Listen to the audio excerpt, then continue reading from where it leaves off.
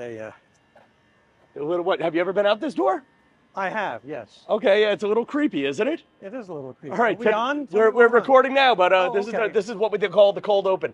Today on the Tom Kelly Show, I have brilliant comedian and what are you, a professor of politics at Queen's University? American history and American government. Okay, so I have a Dr. Peter Bales, a guy with a degree, and Biden dropped out of the race. I'm a little confused.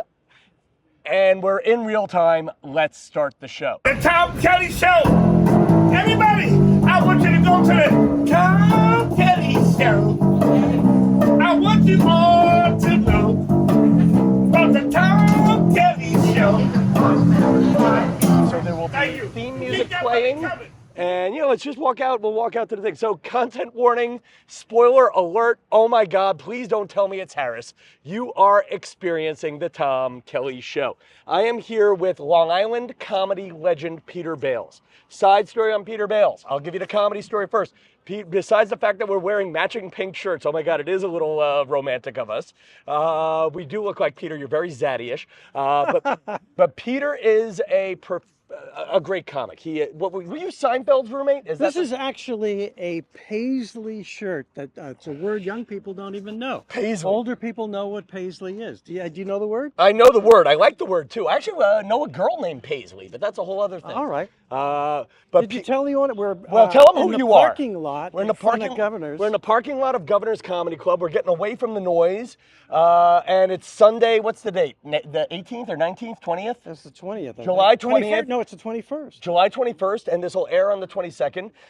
Thank God I didn't pre-record the show because big news happened. Joe Biden dropped out of the race, and I just got off stage. By the way, that's more important. Had a good set. Yeah. Okay, by the way, you have some new jokes too, and Peter is a good guy to have. I heard some new stuff today. Yeah, you did. My new joke didn't work though. Okay, well, I like it when they work. Okay, well, what are you gonna do? But the fun one with Peter is he's a comedy legend, especially out here on Long Island. He was very kind to me in my early days on stage. He is a comedy professor where if you want to be a comedian, take his stand-up university class if you're out here on Long Island. Standupuniversity.com. Check us out. It is a 7-week class, and then you're ready to go on stage for the first time in your life, which is the hardest part of doing comedy, is your first set. Your first set. And you remember your first set, right? I remember my second set. I remember where the first set was, but I do remember the second set.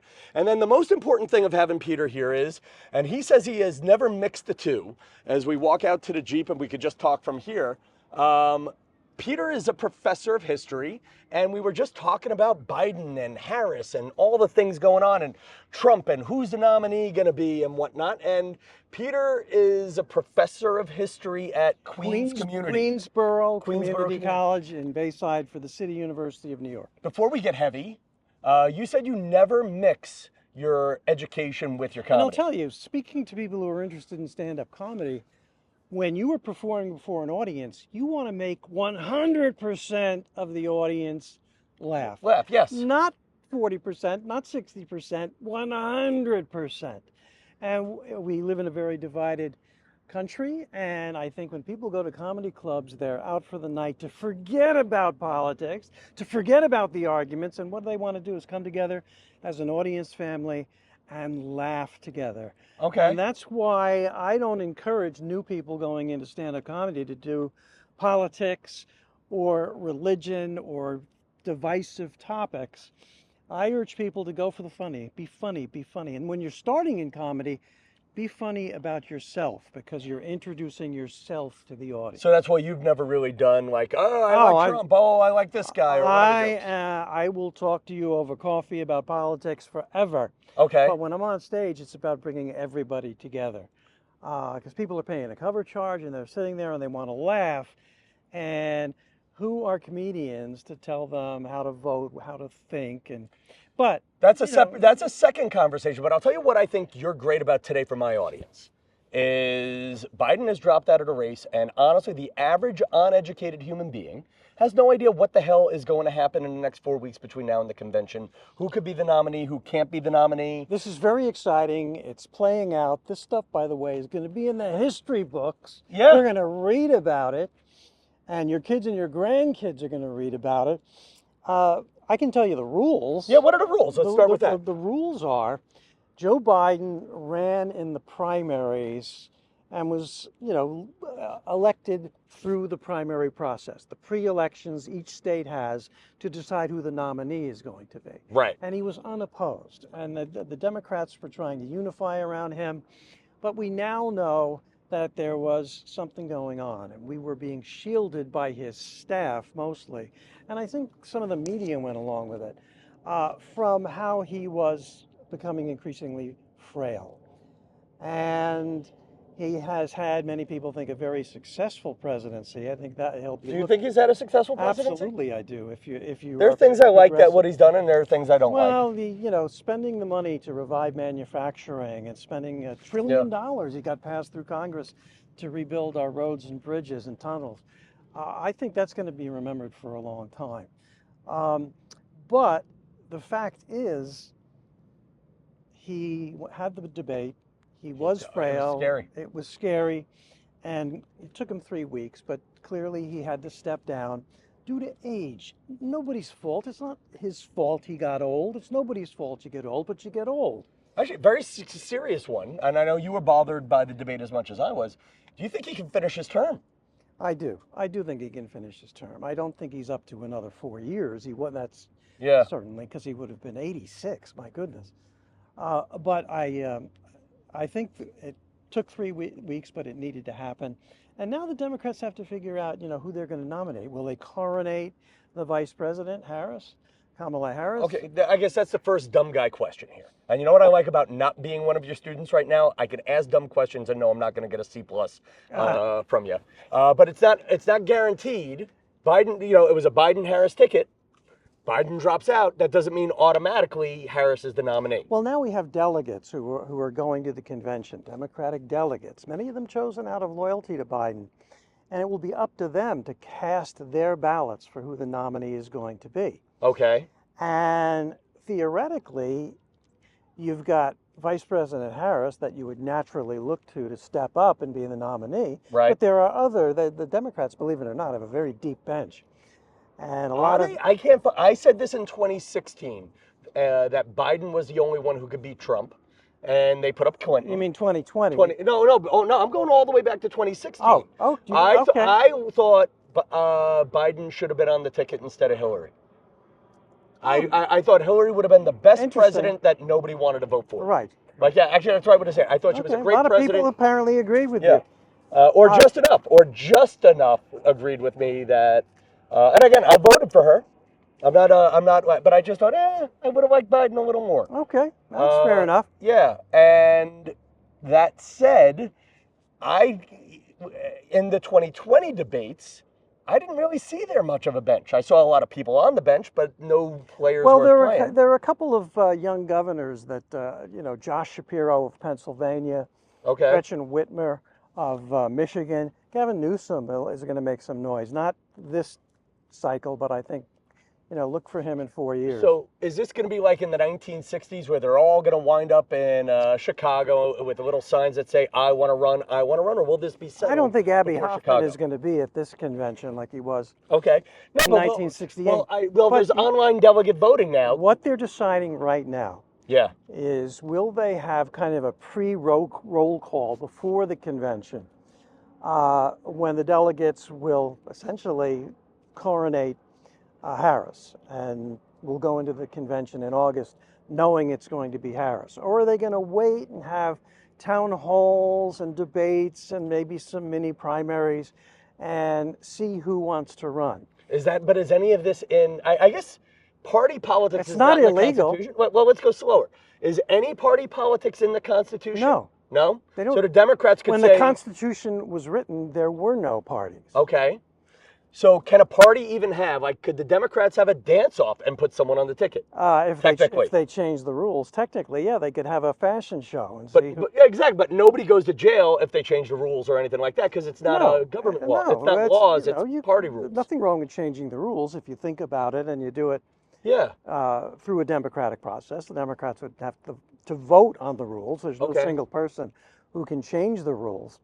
But an open convention last happened in 1968, And there's some famous examples. Oh, 1924, if you want to Google that. No, actually, but you know what? This is why I wanted you on the show. Who was it in '68? That's 8 years before I was born, and I'm embarrassed to not know who it was. Let's just say that the guy who got the nomination had a last name Humphrey. I remember that. Vice President Hubert Humphrey. He was which who? led to the unfortunate chant of "Dump the Hump" during the campaign. Okay. Yes, he was the vice president for Lyndon Johnson. Okay.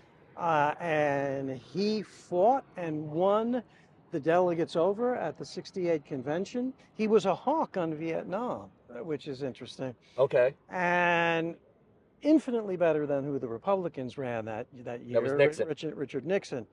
And it took him a while to get his footing, and he was gaining, and he was gaining. And I swear, had the election been 3 days later, I think Humphrey would have won. Okay. Who was Humphrey running against at the convention then? Aha. Well, Robert Kennedy was out of it. Was he dead by then? Yes, he was. Okay. 1968 was a year that just shocked us. Martin Luther King Jr., of Right. course, and then Robert Kennedy. Oh, my goodness.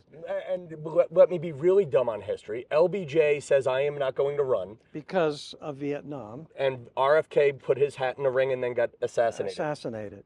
Okay. But Johnson stopped running because a senator from Minnesota, Eugene McCarthy, ran in the New Hampshire primary and came in second, and a strong second. And the fact that McCarthy he came in of the McCarthy hearings. No, that's different McCarthy. No, okay. That's a different McCarthy. No, that McCarthy. Well, okay, in the 50s. Scrap heap of Gotcha. Scrap heap of history. So, but this other guy did so well that LBJ thought Johnson didn't have an answer. He knew it was the wrong war at the wrong place and the wrong time. And Johnson had this successful presidency, if you're progressive, with the Great Society, it was called, Medicare, Medicaid, Head Start. He really did a lot of great things for this country that Americans love to this day. But his presidency died in the rice paddies of Vietnam. Okay. And he had to fight against other candidates. McCarthy, I think Mitt Romney's father was running, and they have speeches and they have votes, and then if nobody gets a 2/3 majority, they vote again, and then they vote again, and I'll trade you this, and I'll trade you that. It's exciting. An open convention is exciting. It's the way American politics. Do you think it's good for Democrats? Because let me be the young guy for a minute. I registered as a Democrat. This is the dumbest story ever. But I registered as a Democrat because I didn't like Bill Clinton, and I liked a guy named Paul Tsongas in '96. I remember Paul Tsongas.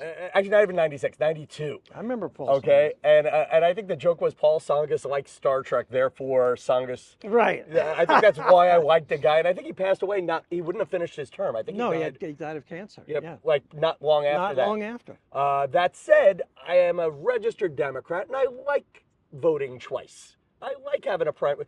Is this like their big state, deep state conspiracy theories that this was just some sort of way to make their President Harris?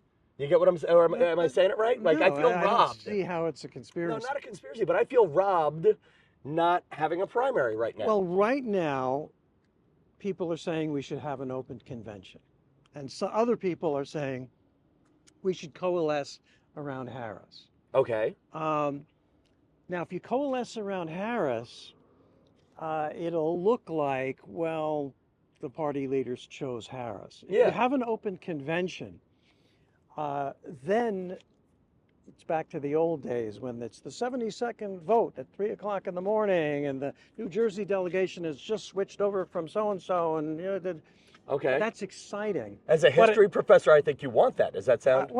Part of me wants it because it's so much fun. Okay. And it's so exciting, and it's just live happening right before you. However, if you're a Democrat, it's very messy. And what they want since 1968, both parties, they want the conventions to be like infomercials. Yeah. And just script it out to the last second. I think it was Humphrey who did his acceptance speech at like 3 o'clock in the morning. And you've got to time. What they want to do now is time it out so he comes out prime time. Well, everybody's the eyeballs are there. That's not, as an American and a professor, it's not as exciting, and it's not as democratic. But what's happening just today is Harris has said, I want to earn this nomination. What does that like mean? that. What does that, yeah, but Okay. what does that mean? Because I don't Is like it- her. Okay, you don't have to like Well, her. no, but I'll tell you a funny one. You just sort of explained why I don't like her without imposing my politics. I thought she was hard on Biden during the debate. She got a good line on it. Yeah. And that said, you're right. If we're supposed to beat Trump, do we want anyone else getting a Well, I mean- line in, you know? Do you want to go into the Democratic convention in August and have Harris placed into nomination? She'll be nominated. Yeah. Then somebody nominates Gavin Newsom of California, and somebody nominates Gretchen Whitmer of Michigan, and somebody nominates Josh Shapiro of Pennsylvania, and they have demonstrations and they give speeches and they have votes and nobody gets 2/3 and now we got to vote again and I'll trade you this. It's very, very exciting, but it's very messy. Is there a chance RFK Jr. could be nominated or put his name in the ring? Because he's not a Democrat? No, he's or- not really a Democrat anymore. Oh, yeah, I'm not endorsing him there. I but- mean, could he be? I guess he could be nominated if he's technically a registered Democrat, but I don't. He's despised by most. Yeah. Oh no. mainstream. Yeah. I'm not endorsing him. I'm just throwing names out. Could someone switch parties and get nominated?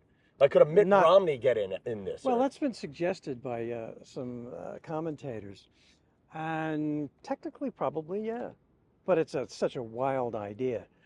I don't. Because if you I think don't about see it nowadays, Romney's a centrist compared to everybody running. Right, but he's still pretty conservative, and the Democrats are not conservative. The Republicans are not conservative either. It's hard to say what they are. Okay. But it would be so exciting to have an open convention, but they're heading towards not having an open convention and coalescing behind Harris. And then the big question is, how is she going to do? How is she going to campaign? She better be better than 2020 when her campaign for the nomination imploded. Who's she going to pick for vice president? And obviously she's going to pick, I think, one of two people. Josh Shapiro of Pennsylvania, that guarantees the Democrats go for Pennsylvania, or Gretchen Whitmer of Michigan, that guarantees Michigan. These are must-win states. Actually, wouldn't it just be easier if Gretchen Whitmer picks Josh Shapiro and that way they get both states? Well, if there's an open convention, that would happen. But then how do the Democrats justify, kicking Kamala Harris to the curb? Well, you know what? Not even kicking to the curb, but there's something to be said about you're a great, like they used to say this about Biden when they didn't pick Biden to run for president, was he's a great vice president, but I don't know if I want him as president. And does that apply to Harris or, Pence? Well, if it does, fair enough. But Yeah. it's not going in that direction as we speak. All right, so we got 2 minutes left. What should I think the people who listen to my show are middle of the road people who may not be as educated as you are. What should we know this week? Most Americans are middle of the road. Right. That's where elections are decided. Okay. You can go either way. You feel progressive about some issues. You feel conservative about some issues. You're concerned about kitchen table issues. How much stuff costs? How secure is my job? How's my cousin's job? How's everything in the neighborhood? And you just need to think, watch both candidates, and decide who's right for you. Okay. There's no perfect No, candidate. and what I like about our conversation is put whoever's running on the side. Put Big D on the side and put Joe and Kamala and whoever on the side. I came to the comedy club tonight a little bit sad. You seem excited. I'm excited. It was the right thing to do. This was an agonizing 3 weeks. Biden needed to go because of the aging process. I think his legacy is going to be pretty darn good. He's the one who saved us from Donald Trump in 2020. And when you simmer down and forget the insults and the emotion and the yelling and conspiracy theories, when you look at what he got passed through Congress, No, there's certain things I love him for. He's been pretty good. No, certain He's things been- I love he's him for, been certain pretty things good. I wish he did differently, but that's another conversation. Peter, I just coughed in my hand, so it's fist bump. Oh, okay, go fist bump. Elbow bump. Listen, Stand Up University for Peter Bales. For me, there's a new podcast at least once a week. I'm trying to get back to twice a week. A bunch of new Instagram. I got one more. I got to plug. What else you got to plug? StandUpUniversity.com. That's my comedy class for people who want to try out comedy. and standupmemories.com. Oh, your podcast. Are My we still doing it? podcast with Jackie the Joke Man Martling, starting season 5 very soon. Just go to standupmemories.com. You can see our episodes, and it's just what it is. Oh my God, Fun yeah. memories about comedy, and we've been doing it a long time, and it's just You fun know, stories. when season 5 launches, I'll have you back. Deal? Hey, Good. you got it. All right, folks. Until next time, good night, Levittown.